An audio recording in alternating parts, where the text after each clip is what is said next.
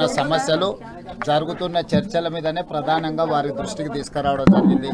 ఇప్పుడు కన్స్ట్రక్షన్ జరుగుతున్న ప్రాజెక్టుల అనుమతులు నీటి కేటాయింపులు కూడా తక్షణం ఇవ్వాలనే దాని మీదే ప్రధానమైన ఎజెండాగా పెట్టుకున్నాం. మొన్ననే ప్రధానమంత్రి గారికి గోదావరి జలాలను మూసి అనుసంధానం చేసే విషయంలో చెప్పినాము. తప్పకుండా అక్కడి నుంచి రిపోర్ట్ అడిగినప్పుడు వాళ్ళు ఇస్తారు. దాని మీద ఆ సందర్భం వచ్చినప్పుడు తప్పకుండా మాట్లాడతాం. ఎల్పీ గురించి జస్ట్ అవుట్లైన్ బ్రీఫ్ చేసినాం. యాక్సిడెంట్ జరిగింది, యాక్సిడెంట్లో ఉన్న పరిస్థితి ఇచ్చినాక నేను ప్రధానంగా ఇప్పుడున్న నీటి కేటాయింపులు, నీటి వినియోగము, వాటికి సంబంధించిన నిధులు, అనుమతులు, వాటి మీదనే ప్రధానమైన చర్చ జరిగింది. ఎజెండాలో ప్రధానంగా ఆ అంశాలను ప్రస్తావించడం జరిగింది.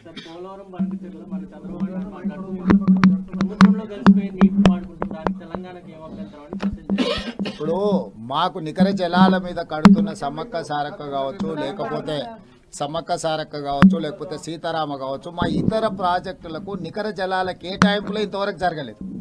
మా నికర జలాల గోదావరిలో అదనపు నీళ్లు ఉన్నాయి, గోదావరి నీళ్లు సముద్రంలో కలుస్తున్నాయి, సముద్రంలో కలిసే నీళ్లు మేము వినియోగించుకుంటున్నాం అని వాదిస్తున్న ఆంధ్రప్రదేశ్ మా ప్రాజెక్టులకు ఎందుకు అభ్యంతరం పెడుతుంది? మా శాశ్వత ప్రాజెక్టులకు శాశ్వత కేటాయింపులు జరిగిన తర్వాతనే కదా నీకు వరద జలాలు ఉన్నాయా లేదా అని లెక్కదేలేదు. సో గోదావరి నది మీద నిర్మిస్తున్న తెలంగాణ ప్రాజెక్టుల యొక్క నీటి కేటాయింపులు పూర్తయిన తర్వాతనే ఏదైనా ఇతర ప్రాజెక్టులకు అనుమతి ఇవ్వాలి, ముఖ్యంగా వరద జలాలకు సంబంధించి. వన్ ట్రిప్ ఇప్పుడు మేము కట్టుకున్న ప్రాజెక్టులు సమ్మక్క సారక్క కానీ లేకపోతే సీతారామ కానీ ఫైనల్ సిడబ్ల్యూసీ క్లియరెన్స్ రాలేదు కదా. అందుకోసమే కదా మేము టైమ్ అండ్ అగైన్ వచ్చి రిప్రజెంట్ చేస్తున్నది. ఆంధ్రప్రదేశ్ కూడా వాటి విషయాల్లో అభ్యంతరాలు పెట్టింది కదా. ఆంధ్రప్రదేశ్ ఎందుకు అభ్యంతరాలు పెడుతుంది? ఆంధ్రప్రదేశ్ ఒక పక్కన వరద జలాలు ఉన్నాయి, వరద జలాలు సముద్రంలో కలుస్తున్నాయి, సముద్రంలో కలిసే జలాలను మేము గోదావరి జలాలను బంకచెరువు ద్వారా ఈవెన్ కృష్ణా బేసిన్ కూడా తరలిస్తామంటున్నారు. ఒకవేళ మీరు ఆ నీళ్లను వినియోగించుకోవాలనుకున్నప్పుడు మా ఉన్న ప్రాజెక్టుల యొక్క అనుమతులకు ఎందుకు అభ్యంతరం పెడుతున్నారు? రేపు భవిష్యత్తులో మా ప్రాజెక్టులు పూర్తయి ఆయకట్టు స్థిరీకరించకపోతే మీకు టేలెండ్లో కట్టుకున్నా లేకపోతే వరద జలాల బేసిన్ మీద మీరు కట్టుకున్న ఆయకట్టు స్థిరీకరించబడితే రేపు నీటి కేటాయింపుల సందర్భం వచ్చినప్పుడు స్థిరీకరించిన ఆయకట్టుకు నీళ్లు కేటాయిస్తామంటారు. అప్పుడు శాశ్వతంగా ఈరోజు మాకు కృష్ణాలో వచ్చిన సమస్య ఏంది? కృష్ణా డెల్టాలో ఆయకట్టు స్థిరీకరించడం వల్ల ఈరోజు 811 టీఎంసీలు కృష్ణా నదిలో అందుబాటులో ఉన్న 512 టీఎంసీలు ఆంధ్రప్రదేశ్ వినియోగించుకుంటుంది, 299 మాత్రమే తెలంగాణ వినియోగించుకుంటుంది. దీనికి ప్రధానమైన కారణం తెలంగాణ ప్రాంతంలో ఉన్న ప్రాజెక్టులు పూర్తి కాకపోవడం, ఆంధ్రప్రదేశ్లో పూర్తయిన ప్రాజెక్టులకు నీటిని కేటాయించడం.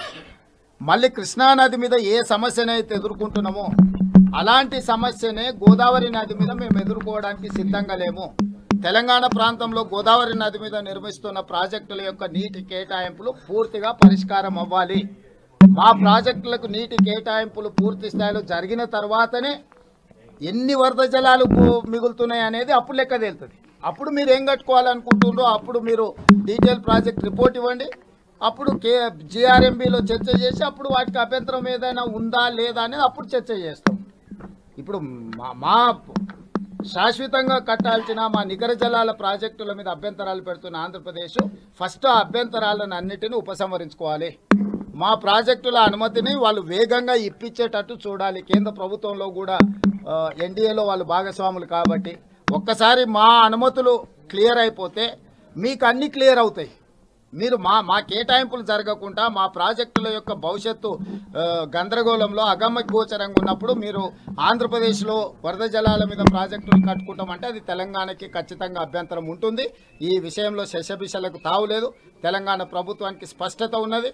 మొట్టమొదట గోదావరి నది మీద తెలంగాణ నిర్మించుకుంటున్న ప్రాజెక్టుల అనుమతులన్నీ వచ్చినాక మిగతా వాటి మీద ఏ చర్యలైనా తీసుకోవడానికి తెలంగాణ ప్రభుత్వానికి అభ్యంతరం